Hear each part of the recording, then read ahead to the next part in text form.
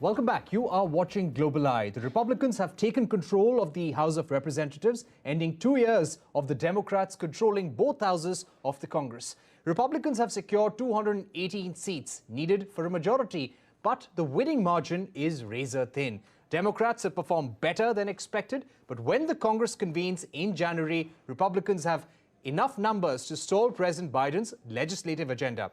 Donald Trump has formally entered the 2024 presidential race, announcing his candidature. The 76-year-old former president hit out at Joe Biden, saying the last 2 years have been a time of pain, hardship, anxiety, and despair for Americans. So how will this midterm election impact U.S. politics, and what are the cues for the 2024 election? We are joined by Joe Walsh, former Republican presidential candidate in 2020, and also a talk show host and political columnist. Thank you very much, Mr. Walsh, for joining us here on CNBC-TV18. Let me begin by asking you, Republicans have managed to take control of the House of Representatives, but they have underperformed. What could be some of the factors, some of the reasons for their underperformance? A big factor for that was Trump. Trump made himself a big story in these midterms. Trump is still popular in the Republican Party, but most Americans can't stand him. The other big factor was the abortion issue. It brought a lot of people out to vote. Democrats defied history in a midterm. That's a really big deal. Also to ask you, how does this really complicate things for the Republicans? The fact that Donald Trump has gone ahead, announced his candidature, we believe that the party is severely divided over this issue. Look, I know it's hard for the rest of the world to understand because Donald Trump is so unfit, but he's the leader still of the Republican Party. He announced this past week, kind of a weird time to announce that he's running for re-election, but most Republican voters are still with him. He's the king of the Republican Hill until another Republican can knock him off of that hill. Kevin McCarthy and the Republicans in Congress, they know that. So they still have to bow to Trump. Right. So you believe that he could still be the official candidate and may even pull off the 2024 election? Oh, look, right now, Donald Trump is the clear favorite to be the Republican Party nominee in 2024. Most of the Republican Party is still with him. Could he become president again? Sure, he could. That's a scary thing to say, and it should scare the world. It certainly scares most Americans.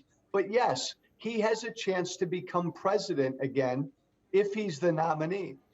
Right.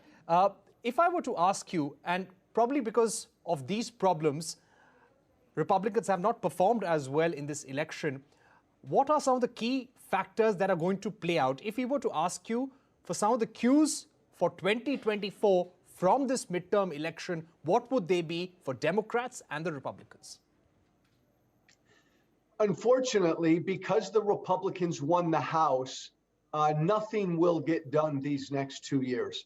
Republicans have made very clear that they're not interested in policy.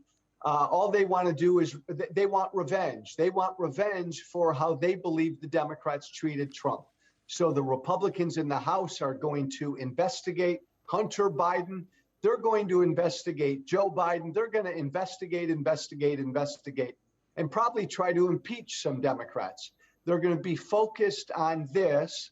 Kevin McCarthy will be the speaker, but people like Marjorie Taylor Greene, some of the crazier Republicans, are really going to be running the show. Right.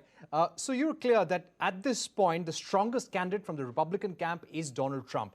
If I were to ask you about the Democrats right now, President Biden has said that he has an intention to run again for 2024 presidential election. Is he the strongest candidate right now in the Democrat camp, or you feel that there are other contenders we need to watch out for very closely? You know, it's a pretty sad thing that this great country might be looking at a Biden-Trump rematch. That's pretty pathetic when you think about it. But Biden, I'm not sure Biden's going to run. Biden's a strong candidate against Trump, and Biden believes only he can beat Trump. If not Biden, Boy, I'll tell you what, the Democrats are going to have a hard time finding a candidate who could beat Trump. I think they'd look toward a governor, like maybe the governor of Michigan, Gretchen Whitmer, or the governor of California, Newsom. It's going to have to be a new face, but that's going to be really difficult to do. What about Kamala Harris? I didn't mean to overlook Kamala Harris. Yes, if Biden doesn't run, Kamala Harris would certainly be in the discussion. She's popular among Democrats. I don't think she's very popular among most of the country right now. She'd have to show Americans that she's capable of being president, and she hasn't done that so far. And finally, 2020 was an ugly election. What kind of a political period are we entering now? If you thought 2020 was an ugly election, this next election in America, 24, is going to be the ugliest we've seen in a long, long time. America is going through a real ugly period. We're very divided. A lot of people don't know if America will stay together. I don't know if America will stay together. So the rest of the world just needs to know that this next election is going to be worse, but I think we're in for a long period of this. Thank you once again, Mr. Walsh, for joining us here on CNBC-TV18 Global Eye, giving us your view on the midterm elections and its impact on American politics. Thank you. All right, with that, it's a wrap on this edition of Global Eye. Thank you for watching. Goodbye.